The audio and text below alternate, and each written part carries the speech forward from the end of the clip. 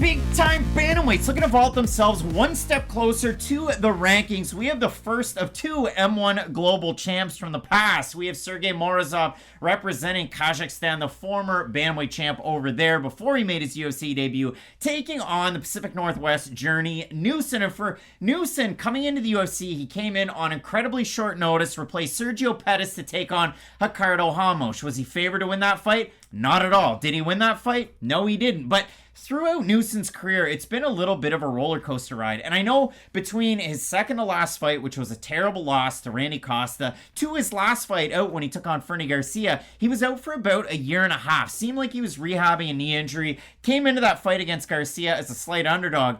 And I thought he really did impress. He looked really good. Didn't look like there was any, ring rust, or I know Dominic Cruz doesn't believe in that, but we will talk about that because this is his division after all. But for Newson, maybe it took him a little bit of time in the first round to get himself back into the fight because he was striking quite a bit from distance and he was hitting a lot of air. But in the second round, the third round, really mixed his martial arts. And that's the thing for Journey Newson when you watch a lot of his fight tape. He will be known for all the knockouts and all the finishes that he had on the regional scene. If you go look at his no contests, it's on his UFC record. He starched Domingo Pilarte, but he tested positive for the sticky icky. So in that case, to me, I look at Journey Newson as a guy in the UFC that's ostensibly at 2-2, but he's taking on a guy in Sergey Morozov that had all of those accolades. And I know for Morozov, he is the same age. They're both 33. But when I look at Morozov and I think of him in my mind's eye, I think, man, this guy's gritty and grimy. Like he certainly is. He gets in there. And so I told Matt off camera, I said, I've got an NFL comp. People at home, they might enjoy it. They went wild when you didn't know who Sean Alexander was way back when. But I'll throw another running back at you for the fans. He was on the front of a Madden, wasn't he? He was. Okay, then I do know who he is. Okay. All right, so my comparison right here is Darren Sproles. And you might say, well, I've why? never heard of him. I'm sorry. Oh, boy.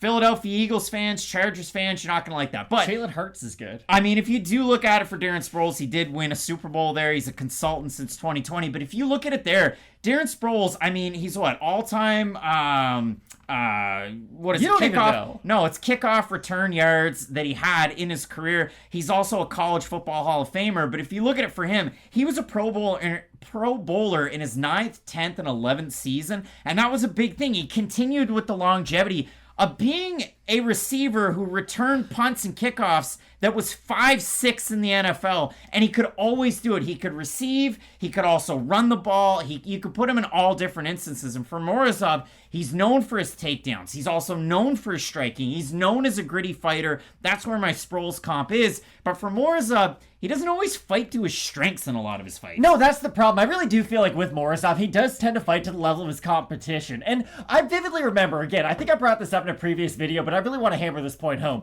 Michael Chandler talked about Justin Gaethje when Justin Gaethje went to the UFC and not to Bellator, and he said the reason he fights in such a crazy manner is he's not confident in his own skills. He knows that, hey, if I fight with all of my technique, I might only be the 10th best fighter in the world, but if I'm a brawler, if I maybe don't show some of the weaknesses in my game, if I just go out on my shield, if you will, that might be better for my overall career than just being the natural fighter that I am. And with Morozov, you do worry that there's a little bit of that in there because he does have a very high-level wrestling background. He is a grit and grind type of fighter. But the problem is, when you think about grit and grind type of fighters, I always think about Daniel Cormier. Daniel Cormier was always my favorite because he was a very effective dirty boxer, could do a lot of damage to you uptight, but we all know how good of a wrestler he is. The thing about DC was, did he get into brawls? Not really. He would get all the way in, and he would know that, hey, if I crowd the distance, my opponent won't have enough range to then really damage me. Now, yes, Gustafsson hit him with a knee up the middle. John Jones hit him with some elbows, but you get the idea. For the most part, it was hard to hurt DC on the outside because he knew what he was good at and he knew what he wasn't good at. With Morozov, you do wonder about, hey, what type of a game plan is he going to have going in there with Journey Newson? Because I do think Morozov is a more complete fighter. I think if we stack these guys' martial arts next to each other, just skill-wise, Morozov is the more skilled fighter. But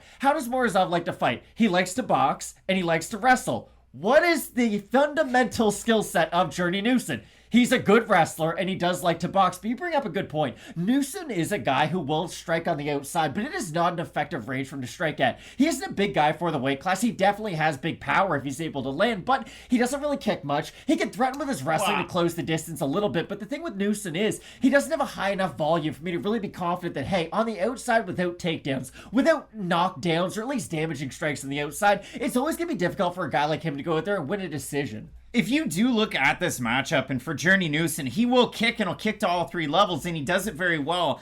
But he hits a lot of air when he will do it. And if you look at it for Sergey Morozov, maybe he thinks about that Skilo song and he thinks, well, I'm 5'6", I wish I was a little bit taller. And then in the second part, maybe there was just a language barrier and he didn't think, I wish I was a baller. He just went with, I wish I was a brawler, and he just went straight for that one. But when you look at Morozov, he boxes and he wrestles. He does not kickbox in his fights. He throws no kicks. He'll throw a couple in every single fight. And it's not like he's, okay, I'm going to kick in the first round. Once I've established this leg kick, I've compromised the movement. Now I get to box and brawl. Now he just boxes and brawls. And he has a lot of fun with it. And against Douglas Silva de Andrade, it worked in the first round. And then as the fight went on, it worked against him. Why would you box and brawl against that tiny Brazilian man? It worked for me. He was a big underdog in that one. And vice versa. If you look at it for Morozov, he was a big favorite in that one. So for Morozov in the UFC, he's 1-1 as an underdog. He's 1-1 as a favorite. And that one loss as a favorite, he was a pretty big favorite, almost a 3-1 when he took on Douglas Silva de Andrade. If you look at it for Newson, 0-1 as a favorite and 2-1 as an underdog. And I count that no contest as a win because I'm assuming you would have got paid out. They don't just have that marijuana test after the fact. But you do look at this one, Newson's undervalued, underrated skill, Brazilian Jiu-Jitsu black belt. You see that in all of his training, Impact Jiu-Jitsu, around the Sick Jitsu guys up there in the Pacific Northwest. But again, if you do look at this one, I think that Newson has better footwork. Newson has a good work rate from distance. If it crashes, if it comes into the wrestling, I don't see Morozov getting himself into some terribly compromising positions when it does come down to the mat. And of course, a lot of people, the Pacific Northwest connection between all of these guys, Brady Heastan taking on Josh Reddinghouse, and for Sergey Morozov, 1-1 against Reddinghouse, the old grudge match over there with M1 Global. So the odds in this one, the favorite Morozov open -200, -240 right now. Newson on the comeback, open +170, +195. We have a look at the Tapology vote. Surprised us, they are to you. Man, I'm going to say over under 70% Morozov. I think it'll be over. It's whoa.